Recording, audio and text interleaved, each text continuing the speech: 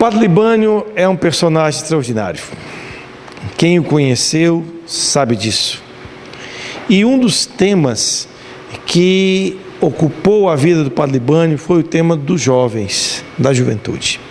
Hoje nós vamos começar a apresentar um pouco essa relação do Libânio com a juventude e como que ele abordou esse tema para ajudar os próprios jovens e aqueles que atuam com os jovens e as jovens.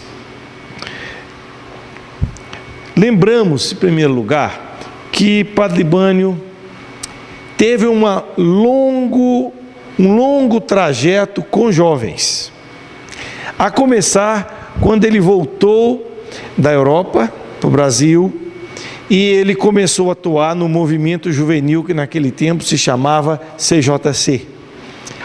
E ele, como jovem teólogo, animado, trazendo toda aquela renovação do Concílio Vaticano para os jovens, chegou a tal ponto que um grupo muito crítico rompeu com o CJC.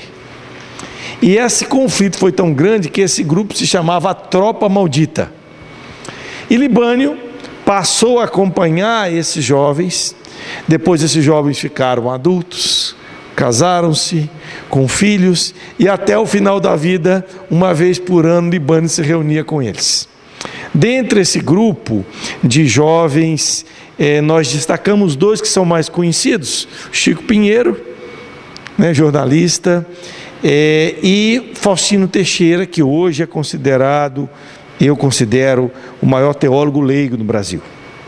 Então, e outros que Libânio influenciou no correr da sua vida como jovens. Depois, em Itaici, em Belo Horizonte, em São Paulo, no Rio, ele fazia mini cursos para jovens, de um dia, de 2 dias, assim, de lotar, de ficar o salão lotado. Aqui em Belo Horizonte mesmo, eu acompanhei alguns desses cursos que Libânio fez.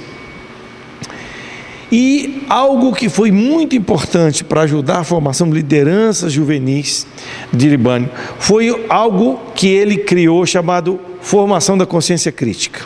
Primeiro ele editou uns livros pela Vozes, depois ele foi fazendo esses cursos de formação da consciência crítica no Brasil e na América Latina também. E com isso ele formou muitas lideranças jovens.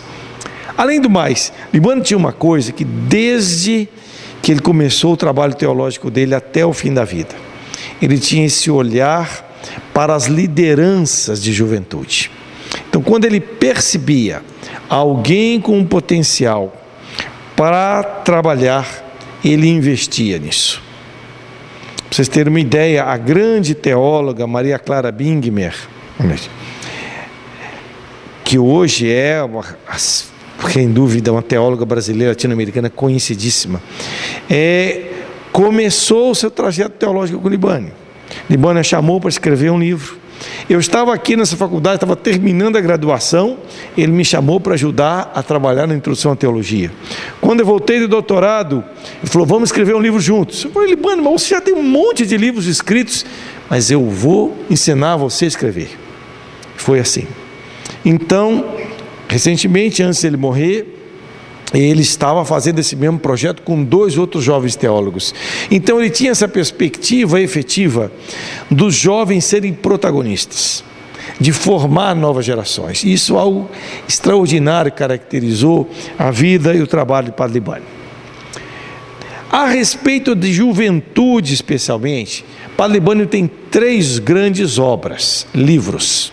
Uma que ele escreveu em 1978, chamado Mundo dos Jovens. Vocês podem imaginar, final da década de 70, o alto do tema da modernidade, começa o movimento também da teologia da libertação aqui na América Latina. O livro aborda a juventude nessa perspectiva. Depois, em 2004, ele escreve um livro já nessa perspectiva da pós-modernidade. Chama exatamente Jovens em Tempos de Pós-Modernidade. E por fim, a última obra que Libânio escreveu é esse livro, para onde vai a juventude, que nós vamos explicar um pouquinho como é a lógica e a forma que ele organizou esse livro, que eu acho extraordinário. É um material didático, extremamente fácil e acessível para os próprios jovens e para quem trabalha com eles. Bom, como é que Libânio articula o pensamento dele? Quer dizer, como é que na mente dele ele organiza os dados para gerar um conhecimento? Isso é importante para a gente ler a obra de Libânio. Numa entrevista que ele fez no Jornal de Opinião, alguns anos atrás, ele próprio disse que o caracteriza o jeito de pensar dele são essas três coisas aqui: a perspectiva dialética, o método genético estrutural e a percepção heurística. Vamos ver o que significa cada uma delas. Bom, o que é a perspectiva dialética? Alguns dos que estão aqui estudaram já Hegel, lembram disso, né? Libânio, quando ia abordar algum assunto, ele evitava de se posicionar de uma maneira unilateral. Ele dizia, sempre que a gente for analisar um fenômeno, nós temos que pegar o que esse fenômeno tem de positivo em primeiro lugar. E a gente afirma a positividade. Pode ser inclusive alguma coisa, um movimento, uma tendência, um grupo, que você discorde radicalmente, você é contra, mas primeiro processo, primeiro passo é o que ele tem de positivo. O que Libânio dizia, afirmar a positividade. O segundo passo do método é negar a negatividade. Ou seja, que limites esse grupo, esse movimento, essa tendência tem? E o terceiro passo é o seguinte: afirma a positividade, nega a negatividade e propõe algo para frente. Então, esse método dialético Libânio, ele próprio disse, apresenta uma grande vantagem, que é o quê? Uma abordagem honesta. Depois, evita-se radicalismos. E por fim, você desarma sutilmente os adversários. Porque eles também se sentem contemplados, né? E é verdade. Então, é muito interessante, quando a gente vê, por exemplo, a análise que Libânio faz sobre o Vaticano II, a análise que ele faz sobre alguns movimentos conservadores na igreja, jamais ele já começa criticando. Ele sempre apresenta o que tem de positivo, o que tem de limite e o que se pode, a partir daí, aprender para nova síntese. Então, é a dialética. Perspectiva dialética. Depois é algo que ele chama o método genético estrutural. Esse é um método, eu acho que nesse sentido o Libânio não é original. Ele um pouco segue o que normalmente os teólogos europeus fazem. Quando você vai abordar qualquer questão, seja ela teológica, seja ela da realidade social, econômica, política, cultural, você começa vendo o seguinte: o que gerou, ou quais foram os fatores que produziram aquilo que hoje a gente tem aqui. Por exemplo, vamos abordar o fenômeno do vazio da juventude. Então a gente começa a perguntar, onde que começa esse fenômeno? Né? Então, ele vem em 1968, ele vem antes, ele está ligado a uma crise existencial que vem no Ocidente na passagem do século XIX para o XX. De onde vem? Então ele começa a localizar as causas históricas, dali então ele vai avançando, então ele faz o que o espanhol chama um recorrido histórico, faz um caminho histórico. Depois, então, após fazer esse percurso genético, ele faz o que ele chama de estrutural. Ou seja, quais são os elementos que compõem essa realidade. Então, ele é genético, porque faz uma leitura, o que o Libânio chama de diacrônica, através do tempo, e depois ela faz uma visão estrutural sincrônica, como ele é hoje. Então, o que esse tipo de processo ajuda na análise? Ajuda a eliminar, por vezes, alguns aspectos que são secundários. É muito comum isso, né? A gente vai conversar sobre um fato e pega elementos que são secundários e que às vezes perturbam a nossa reflexão. Então, ao utilizar o método genético estrutural, a gente vai ao núcleo das questões. E isso possibilita desenvolver no interlocutor uma maior capacidade crítica. Bom, agora vem o terceiro elemento que eu acho que é o original no pensamento do Libânio, sem dúvida. Se você toma grande parte dos livros do Libânio, você que estão aqui, você que está acompanhando a gente aí, talvez já tenha lido alguns livros do Libânio, chama a atenção de que ele não é aquele autor que a cada página cita 3 ou 4 autores para dizer, olha, eu sei, fulano falou isso. O que ele faz? Ele chama isso o meta-heurística, da redescoberta, da síntese. Depois que ele leu esses autores, ele assimila o pensamento desses autores e já vai articulando o pensamento desses autores. De forma que você, ao ler Libânio, você fala, rapaz, ele está tomando aqui um pensamento no filósofo francês chamado Foucault, aqui ele está baseado no trabalho do Gutierrez, e ele cita ao final esses autores, ele não se apropria de forma indevida deles, mas ele não é aquela coisa cansativa. Vocês já fizeram essa experiência quando você vai ler um determinado autor, ele fala, segundo fulano, 1950, tal coisa, logo Cicrano diz, você fala, porra, peraí, quem que o sujeito quer, afinal de contas, onde ele quer chegar? O Libânio consegue fazer isso, ele já vai direto ao pensamento, ele já faz uma síntese, e ele percorre esses 3 passos do pensamento, que ele próprio sugere num livro muito interessante, que eu sugiro a vocês, que é uma introdução à vida intelectual. Nesse livro, ele diz que a gente tem que fazer esses 3 passos aqui. Ao ler um determinado autor, ou analisar a realidade, o primeiro momento é aquele momento objetivo. Eu procuro ver o seguinte, isso, o que o autor diz. Então eu vou me apropriar do pensamento do autor. Então, por exemplo, por Libânio pesquisar esse livro sobre juventude, ele percorreu muitos autores, ele vai citando alguns no meio do caminho, mas depois ele não vai fazer uma mera citação. Ele pegou o que esse autor disse, o que esse disse, o que esse disse. Bom, o que tocou a mim? Isso é muito interessante, porque o que faz com que o pensamento teológico ou de outro saber tenha sabor é isso. Não é uma mera repetição do que o fulano falou, é como isso repercutiu em mim. Então, é o que esse texto ou esse autor me diz. E o terceiro é, o que eu vou dizer agora, a partir do que o autor disse, do que o autor me disse. Então, é o momento intersubjetivo, é o momento da comunicação. E eu deixo essa dica para você, experimente, quando você for fazer uma palestra, for trabalhar com os jovens, fazer esse caminho, né? O que o autor ou a realidade diz.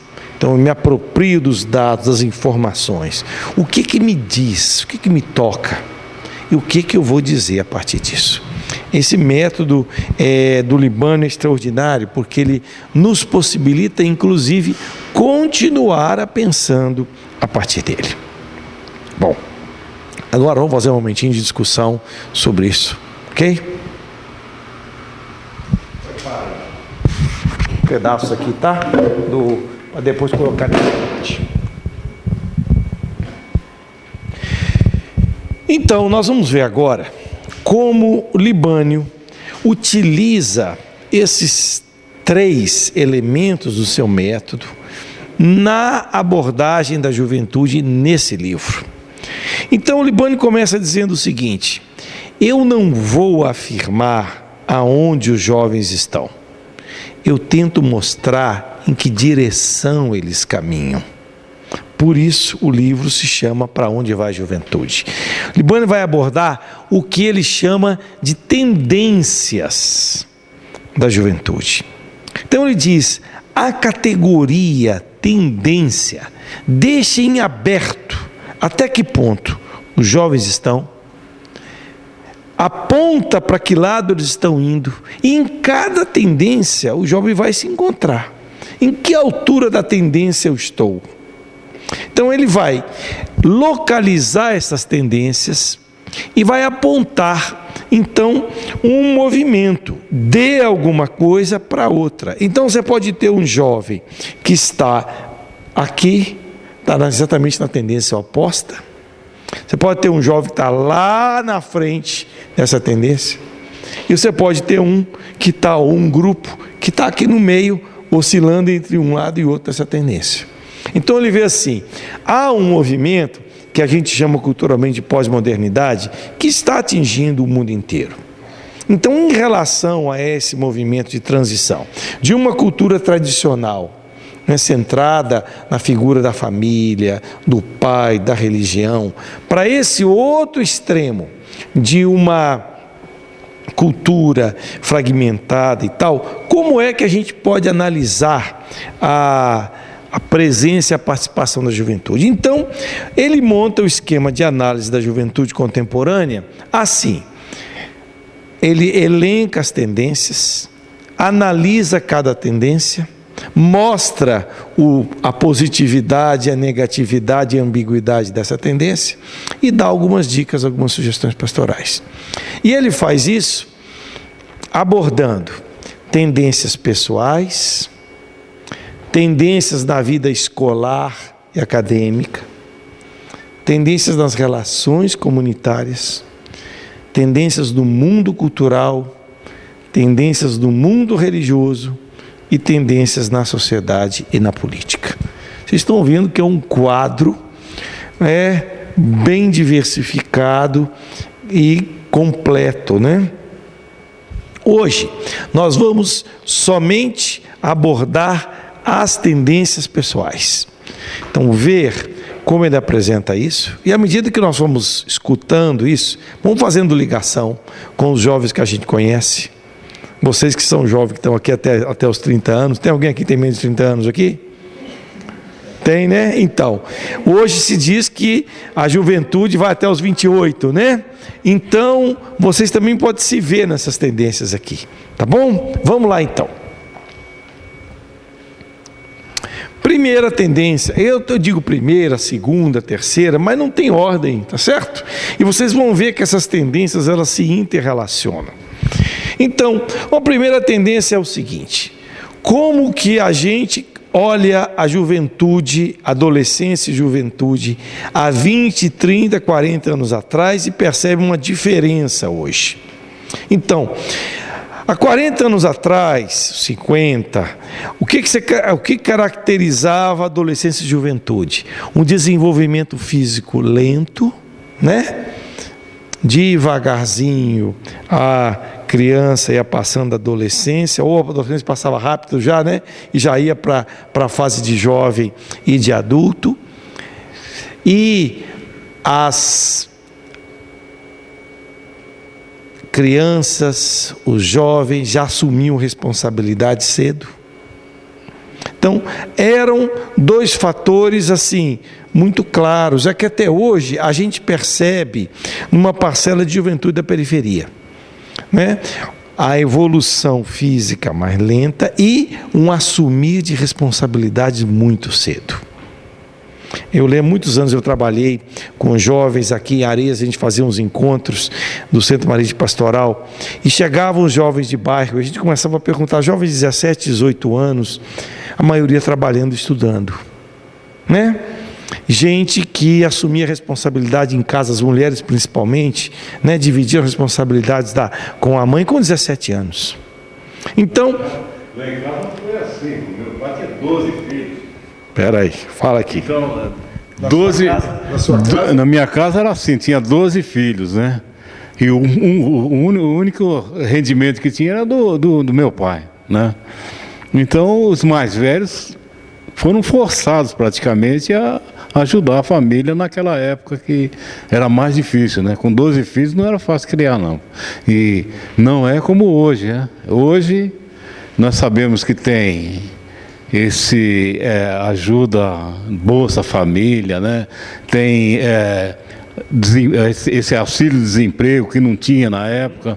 Hoje tem muitas coisas que mudou muito, mas naquela época não tinha nada disso.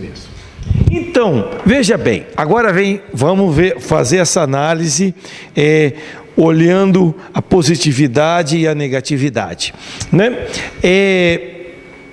O que acontece hoje como tendência? A tendência é para um desenvolvimento físico acelerado e rápido. A gente já vê hoje adolescentes com 13 anos, né? Já com um perfil físico, né? de jovem adulto. No entanto, do ponto de vista da maturidade psíquica e afetiva, mais infantilizados. Demoram mais para assumir responsabilidades. Claro que há vários fenômenos que levam a isso, não é? Você tem um fenômeno midiático, que é essa erotização precoce, né? Que desenvolve nas crianças e nos jovens muitos estímulos sexuais que adiantam o processo de manifestação afetivo deles. Há também outros fatores que é interessante a gente observar. Há uma valorização muito grande da criança, sem dúvida, do jovem também, uma juventude que parece que tende a continuar, né? Tende-se a valorizar a juventude como uma etapa que tem que durar o máximo possível. E depois, uma coisa estranha, as pessoas demoram mais para assumir responsabilidades. Eu tenho uma amiga que tem 2 filhos. Um tem 25 e o outro tem 23. E ela diz assim, um homem e uma mulher. Ela diz: Murad, quando eu tinha 25 anos, eu já tinha saído de casa, né? O meu desejo era sair de casa, buscar independência. Agora não, agora os filhos querem ficar aqui. Eles querem ter a chave da casa, né? Sai, entra na hora que quer, roupa lavada, mas quer a liberdade, mas não quer pagar o preço da liberdade. Então essa tendência, e como essa, eu fico impressionado cada vez que eu encontro gente adulta que tem filhos. Outro dia encontrei um amigo que há muito tempo eu não via, e foi interessante, meu colega de escola, e ele disse, ele já com filhos de 30 e tantos anos em casa. Falei, pô, nem que isso, rapaz? O filho não sai de casa de jeito nenhum, rapaz, né? Com 35 anos. Falei, peraí, né? Chega, né? Tá na hora de, né? Buscar o seu caminho. Então esse fenômeno é impressionante. Então você tem uma evolução muito rápida do ponto de vista psicoafetivo, físico, mas não há um acompanhamento disso em maturidade psicoafetiva. Bom, o que Libânio sugere como pedagogia para trabalhar com a juventude? Acho que aqui está um detalhe importante. Libânio diz: o ideal é a gente sinalizando para cada faixa etária a responsabilidade que a criança, o adolescente, o jovem vai assumir. Para cada faixa etária, uma responsabilidade. E aqui, gente, acho que é fundamental a gente ajudar, vocês que estão aqui, que atuam em pastoral, atuam também com casais, a ajudar os pais a fazer esse processo com seus filhos. Né? Muitas vezes tem acontecido que os pais que viveram uma geração de muito trabalho, muito esforço, amadureceram muito cedo, porque tiveram que trabalhar muito. Aí vem com aquela história: eu não quero fazer o meu filho sofrer o que eu sofri. Aí vai para o outro extremo, né? Então o que acontece? O menino, a menina não tem nada para fazer, não assume nada. Tudo vem de mão beijada na mão, né? Então isso é assustador. Então nunca você vai ajudar uma pessoa a amadurecer. Eu me lembro, gente, quando eu era criança e adolescente, na minha casa, Minha mãe não deixava a gente fazer nada. Primeira vez que eu fui no encontro de jovens, que era um encontro grande, eu lembro que o coordenador chegou e falou assim: gente, cada um de vocês, amanhã cedo, vai arrumar a sua própria cama. Eu falei: gente, como é que eu vou arrumar a cama? Não é, eu não sabia arrumar a cama, eu tinha 14 anos, eu não sabia arrumar a cama, não sabia como é que eu virava o lençol. Por quê? Porque eu nunca tinha aprendido. Então, são coisas que a gente tem que introduzir para que as crianças e adolescentes vão assumindo sua responsabilidade. Feche a janela da sua casa, né?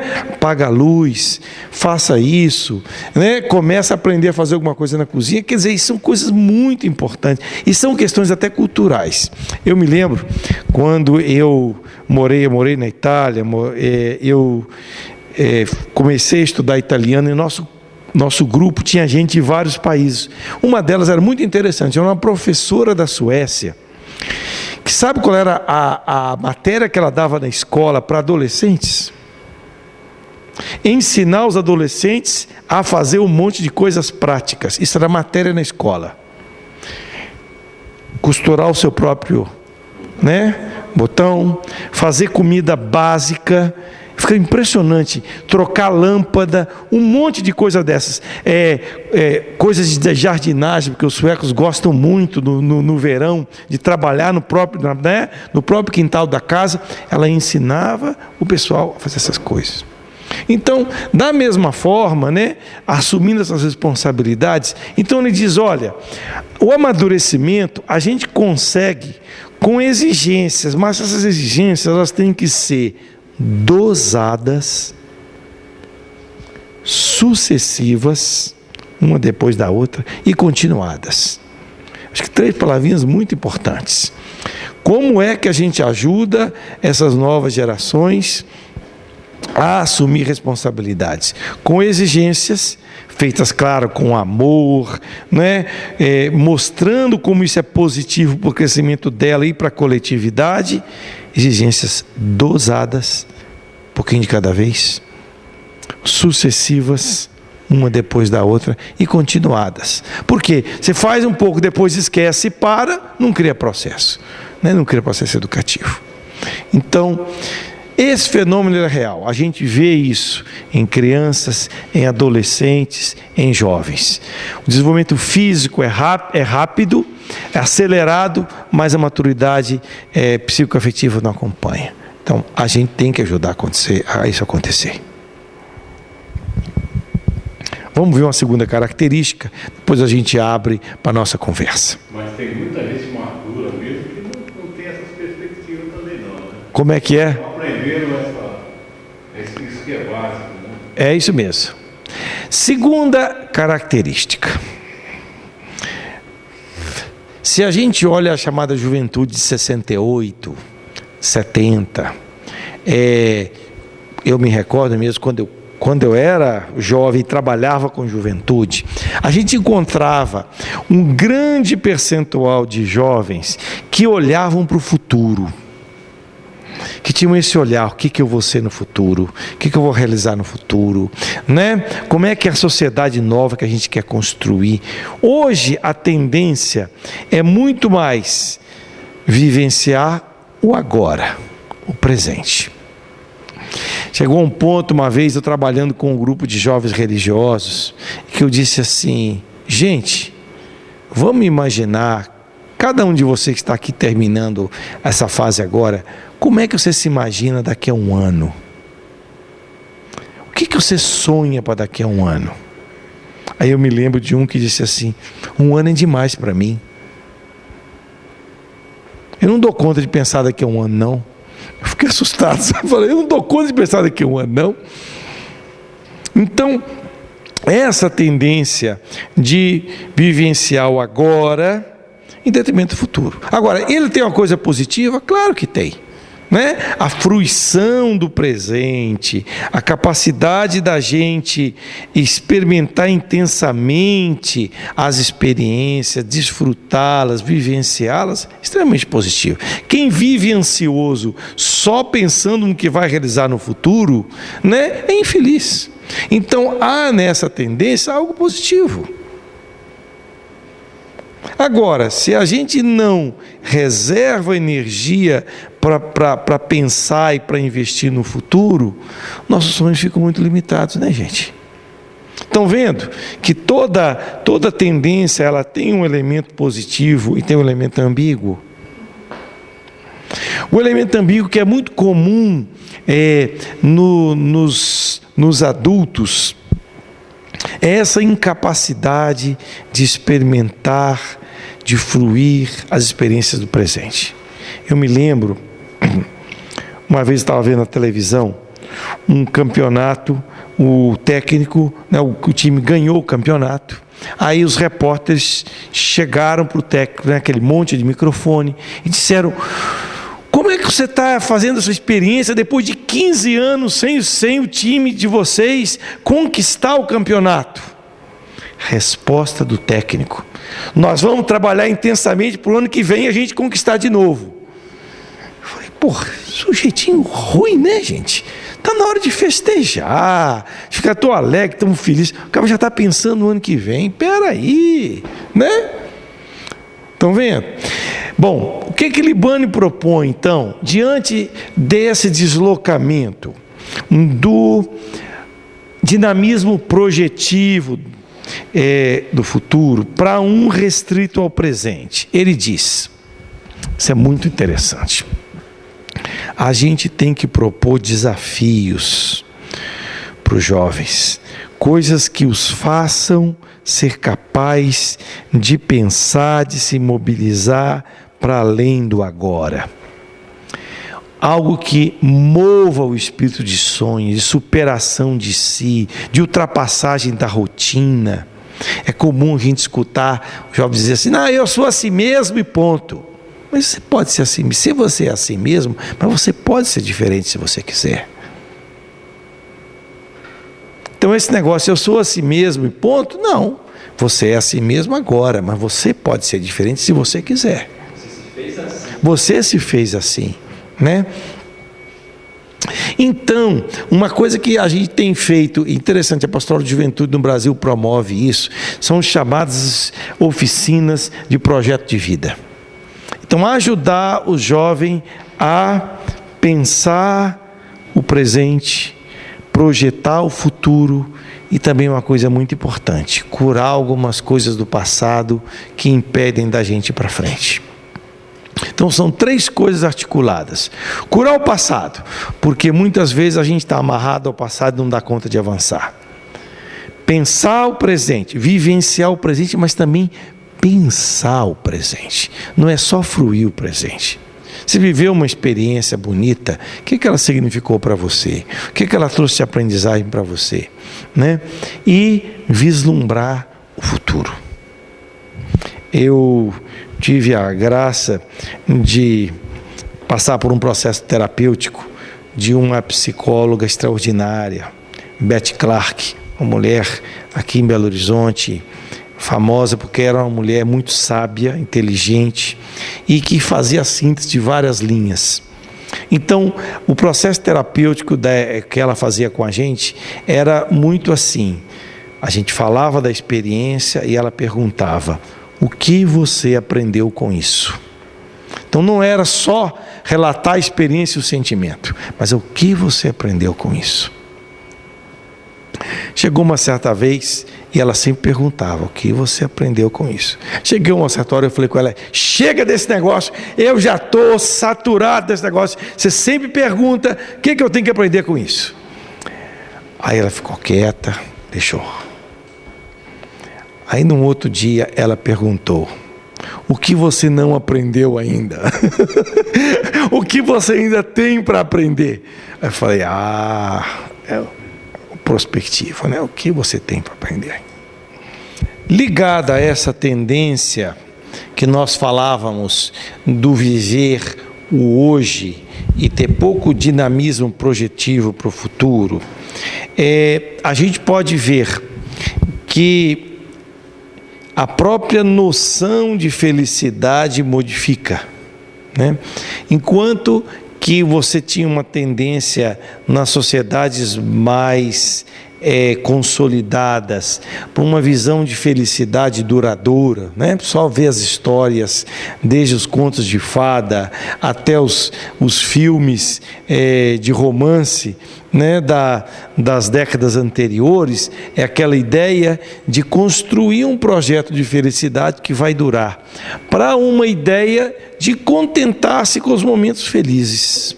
Então, já que, como você mesmo lembrou, não dá para se imaginar ou para se viver uma felicidade duradoura, vamos viver enquanto dá agora, e acabou-se, e já está suficiente. Então perceba que isso é uma extensão daquilo que a gente falava antes. Bom, como a gente pode pastoralmente trabalhar com isso? Ou seja, o que nós podemos oferecer aos jovens para ajudá-los e ajudá-las a fazer um caminho diferente? Primeiro, isso é muito interessante, é a chamada pedagogia dos desejos. O que é isso? Quando a pessoa faz experiências de desejos profundos, ela consegue relativizar aqueles que são superficiais. Isso é muito forte, por exemplo, gente, com as experiências de solidariedade, né? Às vezes, jovens que estão acostumados a viver em torno de si próprio, né, de suas próprias exigências, aí vão para uma realidade e percebem como as pessoas cultivam sentimentos de solidariedade, de entreajuda, eles voltam com outro olhar. Me recordo, uma vez visitei uns adolescentes numa escola nossa, e aí um menino falou assim: olha, eu sempre reclamava na minha casa de tudo, da comida, do chuveiro, da cama. Aí eu fui convidado para fazer uma experiência de um assentamento do MST lá no norte do meu estado. Ficamos uma semana lá e a gente comia arroz com abóbora, dormia em lugar que tinha mosquito, a gente tomava banho com caneca porque não tinha chuveiro, mas era um pessoal com uma garra, com uma vontade de sair cedinho para trabalhar na roça, e cantava, e rezava junto, e colaborava um com o outro, que eu cheguei diferente na minha casa. Então agora, chega a comida na hora do almoço, eu fico feliz com a comida que chega no almoço. Eu olho o chuveiro, todo mundo banho no chuveiro, eu falo, que bom que é o chuveiro. Quer dizer, quando ele fez a experiência de desejos profundos, ele conseguiu relativizar aquela coisa pequena e medíocre dele. Então, eu penso que essa experiência da gente ocasionar para os jovens coisas fortes, não fortes no sentido de meramente induzidas, né? Mas experiências reais, refletidas, porque a experiência tem que ser vivida e refletida e pensada e compartilhada. Vai ajudar nisso. E aí a gente distinguir entre instantes felizes e felicidade. Para qualquer pessoa alcançar um estágio de felicidade, que é mais do que instantes felizes, tem que ter foco. E ter que ter foco significa renúncia e disciplina. A renúncia e a disciplina fazem parte de um projeto de felicidade duradouro. Vocês olham esses jovens atletas no Brasil, né? Ou de outros países, aqueles movimentos bonitos que aquela moçada faz, né? E ginástica olímpica, essas coisas lindas. Eu me lembro de uma entrevista com uma atleta, uma menina nova, de 16 anos. Ela disse: a dor é minha companheira cotidiana. Por que a dor? Porque é óbvio, ela tem que fazer alongar, né? Os alongamentos trazem dor. Às vezes elas têm que fazer 5 horas por dia de exercício, dói. Aí o repórter perguntou: mas você é feliz como atleta? Ele falou: sou muito, eu gosto, me dá uma alegria enorme, eu saber que eu estou contribuindo para o meu país também. Quer dizer, ela tem um pequeno projeto de felicidade, mas para isso tem que ter foco. E renúncia tem disciplina. Você vê um grande artista cantando e tocando, porra, quantas horas de exercício, não é verdade? Então, essa questão de que para alcançar desejos mais elaborados, prazeres mais elaborados, tem que passar necessariamente por renúncia e disciplina. Então, e depois outra coisa, né? Libânio sugere essa pedagogia dos sentidos para a gente perceber o sentido radical nesses pequenos gestos, nessas pequenas experiências. A gente toca no fragmento alguma coisa que é do total. Agora, fazer essa ligação entre o fragmento e a totalidade, aqui está o grande desafio, né, gente? O que uma experiência espiritual profunda ocasiona para a gente? É isso. É a ligação entre o fragmento com o todo. E essa experiência quer dizer, pequenininha, mas eu vejo que aqui tem algo com sentido, que é algo que me dá força, energia, coragem para continuar.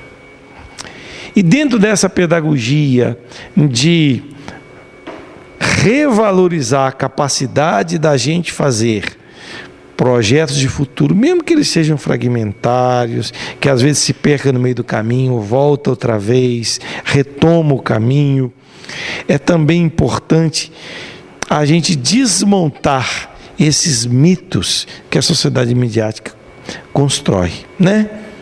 Pessoas perfeitas, lindas, sem nenhuma ruga, né? Sem nenhum defeito físico, perfeitas e ideais, que não são perfeitas nem ideais, não são mesmo. Então, que esses modelos de referência são modelos fabricados, são modelos muito mais da aparência do que da realidade. Bom, vamos ver outra tendência. Alguém falou que hoje o jovem gosta mais de ficar em casa com a família. Esse quadro eu diria que é muito mais mineiro do que nacional, do que brasileiro. A tendência crescente nos grandes centros urbanos, especialmente se a gente olha Rio e São Paulo, o que é? É um deslocamento da afetividade centrada em torno da família, né? Pai, mãe, irmãos, irmãs, depois a pessoa casa, um novo casal que vai se constituindo, dessa relação familiar para uma relação, para uma afetividade autônoma, ou seja, cada pessoa vai estabelecendo suas relações com quem se sente bem, com quem dá conta, e muitas vezes uma relação narcisista, ou seja, voltado para si próprio. Ele falava numa idade nuclear. Exatamente. Então, esse é um aspecto impressionante. Tem até uma parábola, uma historinha do pavão que resolve se casar com a galinha. Conhece a história? Aí alguém pergunta, puxa, o pavão vai casar com a galinha? Pavão tão bonito, né? Abre aquelas penas maravilhosas com a galinha. Aí pergunta-se para o pavão, você está casando com a galinha? O que você tem de semelhante com ela? O pavão responde, porque tanto ela quanto eu gostamos muito de mim. Narcisismo, não é isso? Tanto ela quanto eu gostamos de mim. Ponto. Você não cria a relação, né? Está centrada em mim. Então, o que a gente tem visto nas experiências de pastoral que tem funcionado, eu acho que isso tem muitas experiências bonitas de educativas no Brasil, não só em pastoral, em escolas, em centros socioeducativos, é trabalhar com a juventude que tanto o extremo da repressão sexual, e afetiva, quanto o extremo do vale tudo e de não ter referências, são extremos que não, a longo prazo, não satisfazem as pessoas, que a longo prazo não saciam as sedes que elas têm, né? Então, encontrar caminhos alternativos que não sejam nem esse da repressão sexual, que hoje as igrejas, nas suas tendências mais conservadoras, estão trazendo de volta, não é? A gente vê isso na televisão, movimentos católicos, a mesma coisa acontece no horizonte protestante, de repressão. Clarissimamente, o movimento de repressão sexual identifica qualquer prática de sexualidade com pecado, ou essa linha, essa debandada geral que a gente está percebendo na sexualidade do vale tudo. Então, é possível e bom a gente evitar esses extremos. Depois, essa prática de abordar esses temas de sexualidade, de afetividade, mas tendo gente que possa ajudar os jovens a passar de um mero relato de experiências. A gente fazia anos atrás uns cursos de sexualidade e afetividade com jovens, era muito interessante, que na nossa equipe nós tínhamos jovens casais, né, que tinham passado recentemente por toda a experiência de envolvimento afetivo, hoje viviam uma relação sólida, e a gente tinha gente profissional de saúde, que psicólogo ou psicóloga, que era voluntária, que estava ali, gente da área de saúde. Por quê? Para ajudar os jovens a pontuar algumas coisas, mas eles não vinham como professores, entende? Agora eu vou falar para vocês, dar uma palestrinha sobre sexualidade. Não. Você começava com as experiências, os relatos, as perguntas. Tinha momentos que os rapazes ficavam separados das meninas porque eles queriam conversar outras coisas, depois que eles estavam juntos e elas estavam juntos com eles, mas era essa coisa da gente e conversando e interpretando a experiência. E é interessante, à medida que os jovens vão sentindo liberdade, eles vão indo mais profundamente no relato das experiências. E um vai ajudando o outro também. Então, esse negócio de achar que o jovem não tem valor nenhum, não é bem verdade. Quando a gente cria o clima propício para que as coisas positivas venham à tona, para que o bem se manifeste, é impressionante como isso dá uma energia positiva muito, muito boa. Vamos à terceira, que tem a ver com essa. Então nós estamos no horizonte da sexualidade e da afetividade. O que marcava nesse sentido a juventude, se a gente olha há 5 décadas atrás? Sem dúvida, preconceitos sexuais, né? Preconceito contra, naturalmente, gays, lésbicas, preconceitos contra pessoas que, às vezes, por exemplo, até hoje isso vigora nas igrejas cristãs, né?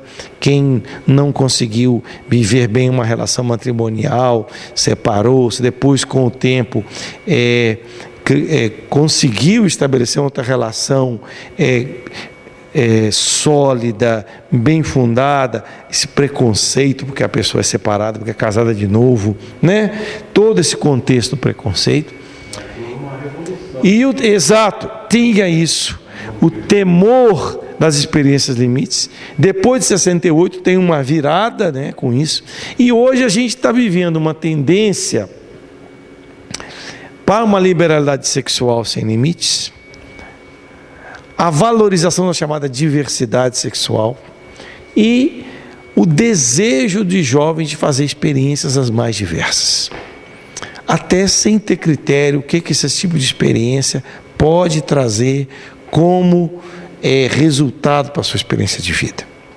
Então você percebe uma tendência. Quando o Libório apresenta essa tendência, eu quero repetir de novo, não significa que todo mundo está nessa tendência, está entendendo? Ela é uma tendência, ela é um movimento. Então há jovens que ainda estão nessa primeira e talvez vão ficar nela o resto da vida, até ficar adulto. Há outros que transitam de um lado a outro para a tendência, há outros que estão no caminho e tem outros que estão lá na ponta dessa tendência. Entenderam? Não é uniforme. Eu acho que é interessante que essa análise que Libânio faz da juventude a partir de tendências, ela evita aquele tipo de coisa de estereótipo, entendeu? Todos os jovens são assim. Não são todos os jovens que são assim. É uma tendência.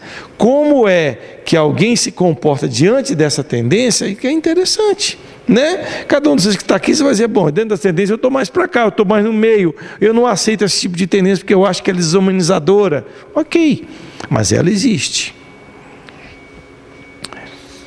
E é tão interessante essa expressão do Guillemot, gente, que é um grande pensador francês, um repórter, um jornalista, um jornalista e também escritor. Ele diz que quando nós temos uma tradição que vai acumulando como se fosse água numa represa, quando a represa rompe, a gente não pode imaginar a inundação que ela vai provocar. Então, o que aconteceu e está acontecendo é que muitos desses comportamentos extremos que nós estamos vendo hoje é um pouco isso. É a represa que foi acumulando durante séculos e agora, quando o negócio rebentou, é uma inundação. Há um exagero do outro lado, não é? Então,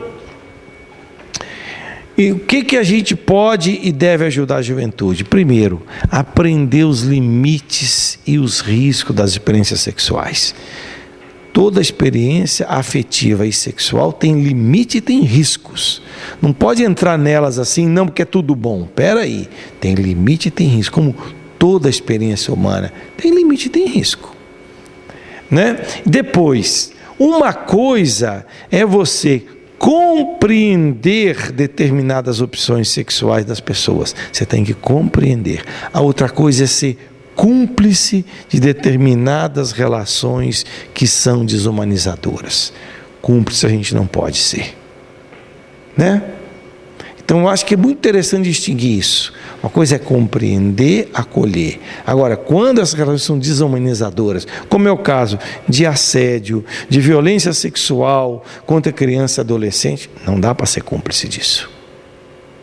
Não dá. A gente tem que realmente apontar, peraí, tem algo que está equivocado aí. E depois sempre a metodologia de escutar, acolher, refletir, nessa relação dos adultos com os jovens, que nos ajudam a fazer a juventude avançar. Me assusta quando eu vejo, né, Semana Santa, esses grandes eventos cristãos, põe 400 jovens num lugar e vem alguém e fala 3 horas seguidas sobre algum desses temas. Os jovens escutam, mas não tem ocasião de falar, não tem ocasião de conversar, de criar grupos de reflexão. Entra isso? Penetra? Acho que não.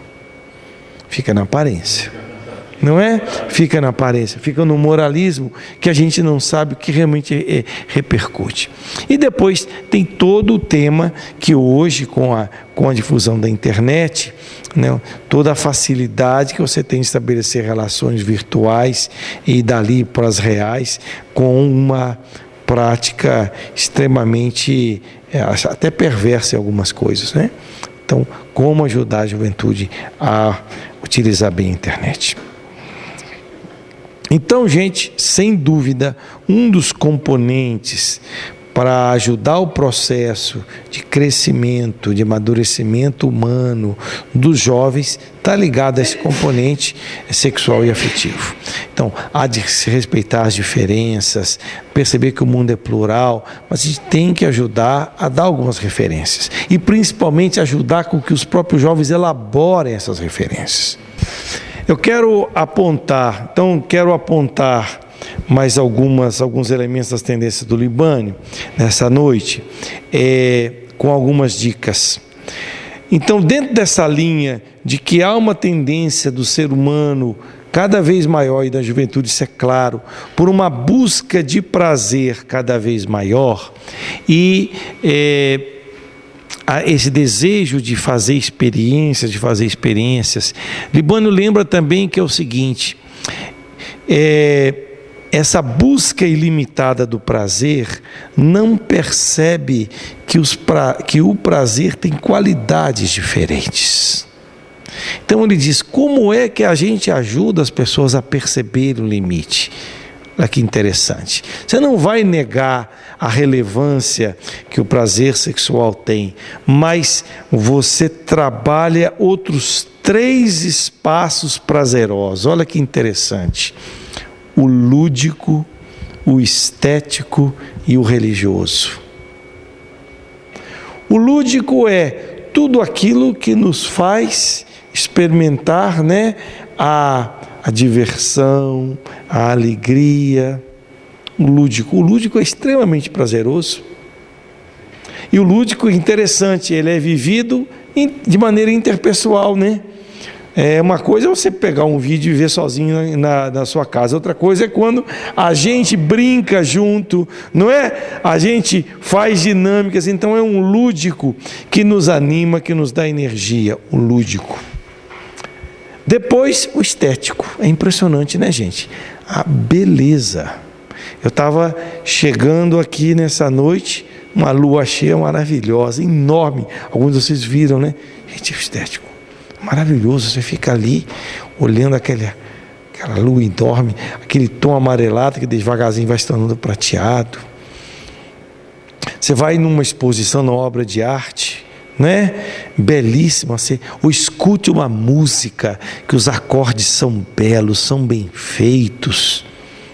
Então, o estético nas suas mais diversas formas, seja aquele que é da natureza, você vai contemplando uma enorme e bela cascata na Serra do Cipó, ou seja aquela que o ser humano produz. Então você percebe que é uma outra forma de prazer, que também é importante. Então, o lúdico, o estético e o religioso, porque é impressionante isso, a experiência mística, ela também é prazerosa. A paz que ela causa na gente, não é? O silêncio interior. Quer dizer, há uma dimensão prazerosa que a gente, claro, não vai fazer a experiência mística e religiosa buscando prazer, mas a gente encontra ela. Não é? É essa experiência do sentir-se saciado, pleno, integrado, religado, que a experiência religiosa nos traz. Então, em vez da gente ficar negando a relevância do prazer, é ampliar o leque dos prazeres, mostrando que há qualidades diferentes e que todos eles são bons se eles estão revestidos de valores, se eles estão numa perspectiva que equilibra o indivíduo com a comunidade, com a intersubjetividade. Eu penso que isso é muito importante. Outro dado que eu creio que é fundamental no trabalho com a juventude hoje. Se a gente compara a juventude de antes de 68, era uma juventude que ouvia muito e falava pouco. Até hoje a gente vê essa característica quando você vai, por exemplo, em cidades do interior, né? Você encontra aquela juventude ainda marcadamente rural, fala pouco, ouve muito. Tendência da juventude urbana hoje, ela quer ser ouvida e quer falar.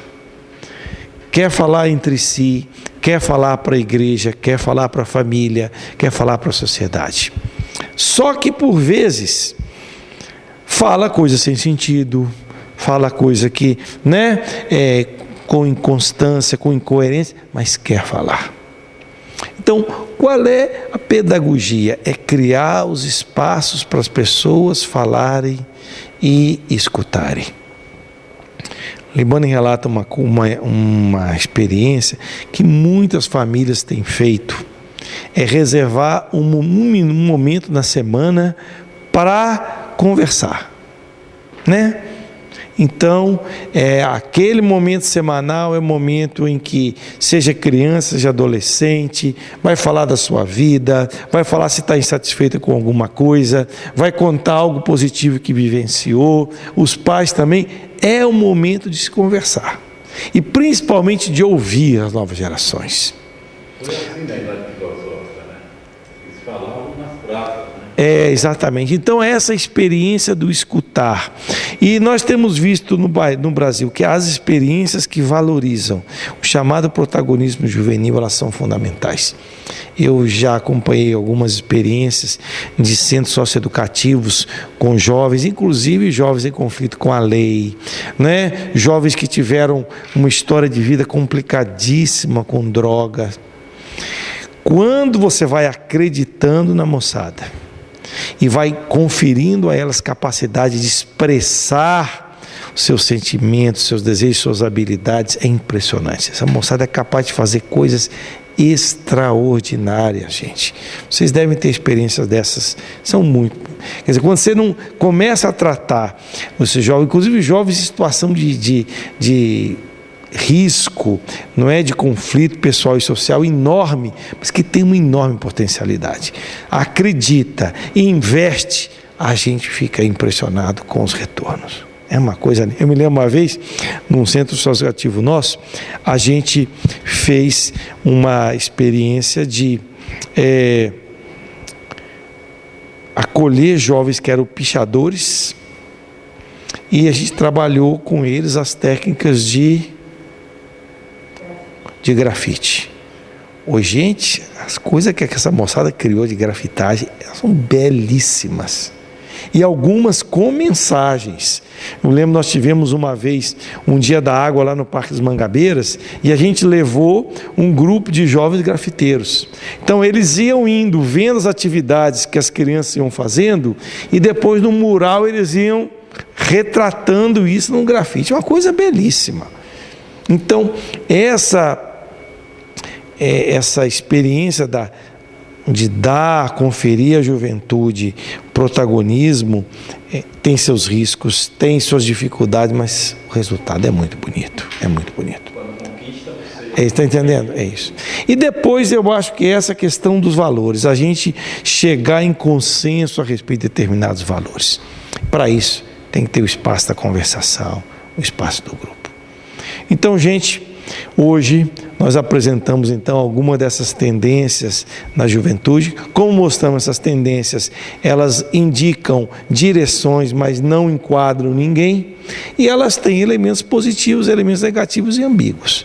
Então, compete a nós que atuamos com a juventude, compreender essas tendências e buscar alternativas, socializar essas alternativas. Há muitas experiências bem-sucedidas no nosso país, para que a gente possa ajudar os jovens e as jovens a fazer um caminho de crescimento humano e espiritual.